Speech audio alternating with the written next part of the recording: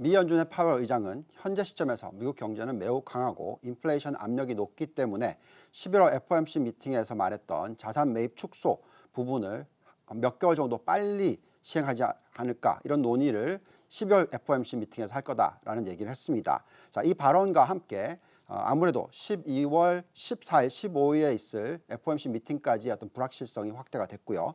또 그 시기까지 미국 부채 한도 확대에 대한 결정도 맞물려 있기 때문에 시장 변동성이 크게 확대될 수밖에 없는 상황입니다. 또한 모더나 CEO가 오미크론 변이 바이러스에 대해서 관련된 이 백신의 영향력에 대한 의구심 발언을 했고요.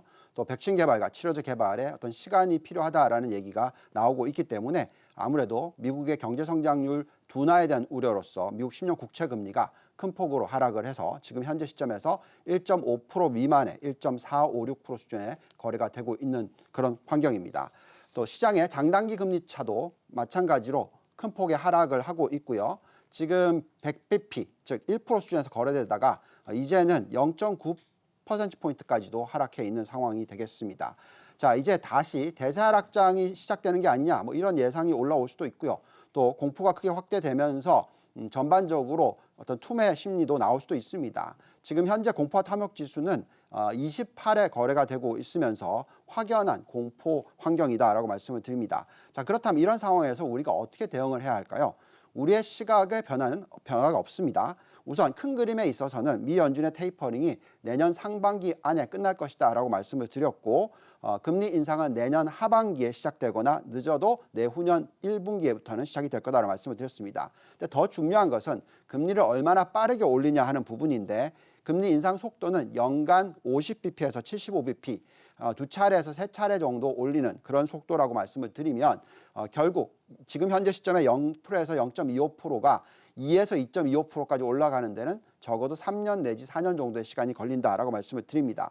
자, 그렇다면 향후 이 2년 동안에는 적어도 1.5% 미만의 금리 시대, 0.5%포인트 수준의 장단기 금리차 시대가 계속 열릴 수 있다라고 말씀을 드리겠습니다. 결국 미국의 2년 동안의 경제 성장률은 매년 한 2%에서 3% 정도 수준의 성장률을 볼 수 있다는 부분이 되겠고요. 장단기 금리 차도 향후 2년 동안에 0.5에서 1% 수준이 지속될 거라는 예상을 해봅니다. 자, 또한 인플레이션의 압력에 대해서는 지금 PC 인플레이션이 5% 수준에 유지가 되고 있지만 2022년에는 아마도 3% 미만으로 떨어질 거다라고 예측을 할 수가 있습니다. 자, 그 이유는 지금 악영향을 미치고 있는 유가라든지 에너지 가격, 그리고 또 물류 비용 관련돼서 지금 가격이 빠르게 떨어지고 있는 부분이 반영이 아직 안 됐다라고 말씀을 드리겠습니다. 내년 인플레이션이 하향 안정화되는 것은 당연한 수준이다라고 말씀을 드릴 수 있을 것 같습니다. 자, 우리는 과거에도 이런 말씀을 드렸습니다. 미국 경제 성장률이 1.5에서 3% 수준일 때는 70% 성장주 위주의 투자가 중요하다라는 말씀을 드렸었고요.